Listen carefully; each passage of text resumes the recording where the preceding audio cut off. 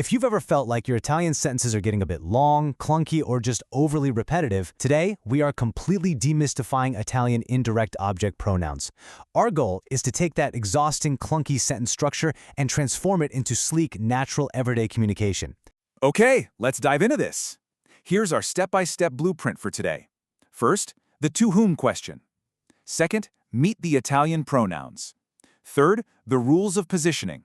Fourth, English versus Italian logic. And finally, number 5, everyday Italian expressions. Section 1. The to whom question. I really want you to anchor these two core questions in your mind right now. To whom and for whom. Whenever you're putting together an Italian sentence and an action is being directed at someone, you've got to ask yourself these questions.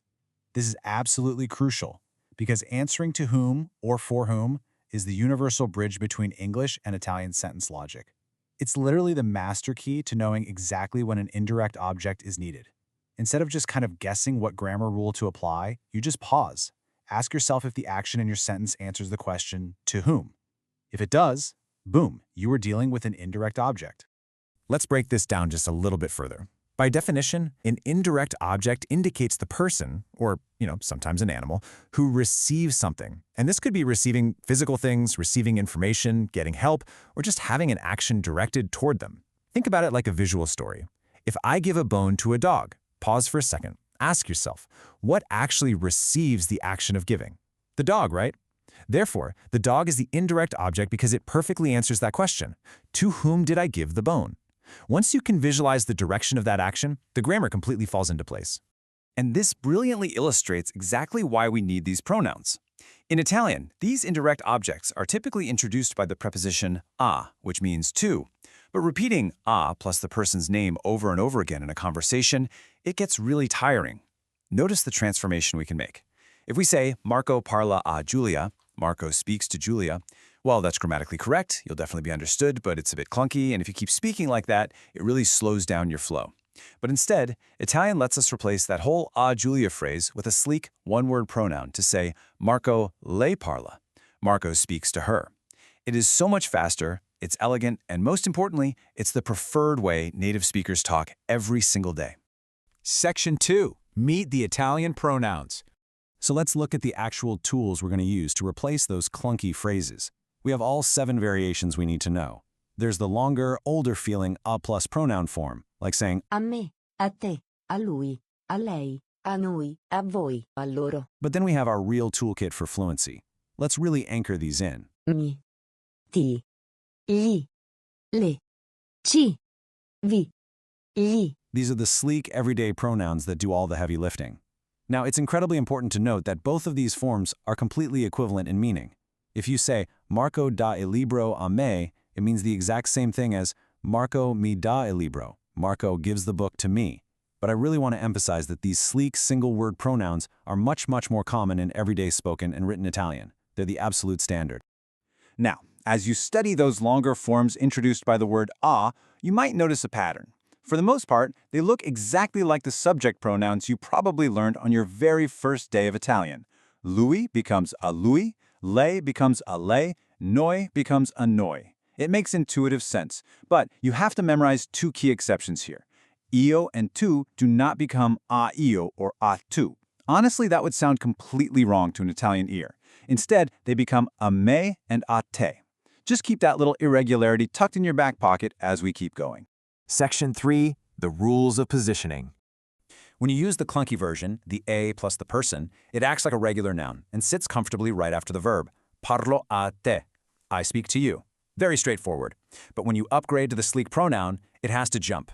It jumps to appear right before the conjugated verb, so it becomes ti parlo, pronoun first, then the verb. And this jump holds true even in negative sentences. If you want to say, I didn't send you a message using the plural you place the pronoun right before the entire verb structure, making it non vi ho mandato un messaggio. It takes a little practice to put the person before the action in your head, but once you get it, your Italian is going to flow beautifully. So the crucial point is that they generally jump before the conjugated verb. Well, unless you're using a modal verb. Remember those?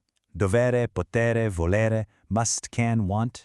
When you have a modal verb followed by an infinitive verb, you actually get a special privilege. You have 2 options. And the best part? Both mean exactly the same thing. You really can't get it wrong. Option 1, you can place it before the modal verb, just like normal. Le devo parlare. I must speak to her. Or option 2, you can attach it right to the end of the infinitive verb. You just drop that final E to make devo parlarle. It gives you an incredible amount of freedom. Just choose whichever feels more natural to your ear. Section 4. English versus Italian logic. Let's build some serious confidence here, because for a lot of verbs, English and Italian logic overlap perfectly. If an action is naturally constructed with the word to in English, it almost always takes an indirect object in Italian. Parlare a is exactly to speak to. Dare a is to give to. Mandare a is to send to. The logic is identical. You're directing an action to someone, so you simply reach into your new toolkit and pull out those sleek pronouns. Want to say, I give the book to him? You just say, li do il libro. You already know how to think about these verbs because you do it in English every single day. Now, what's really interesting about this slide is where the logic completely splits. This is an absolute classic gotcha moment for language learners. There's a small group of verbs that work entirely differently in English than they do in Italian.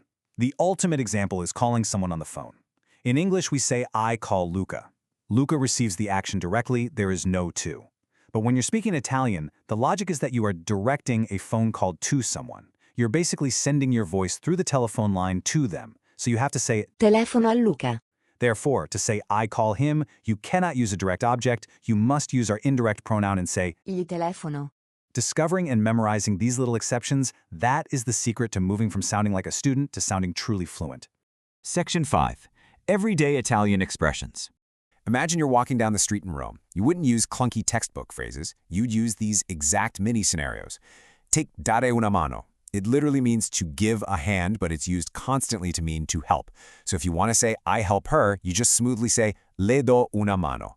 Or fare una domanda, to ask a question. To say, I ask him a question, you say, gli faccio una domanda. And my absolute favorite, dire la verità, to tell the truth. If you look someone right in the eye and say, ti dico la verità, I tell you the truth, you instantly sound like a local. It's sleek, it's fast, and it uses everything we just learned today.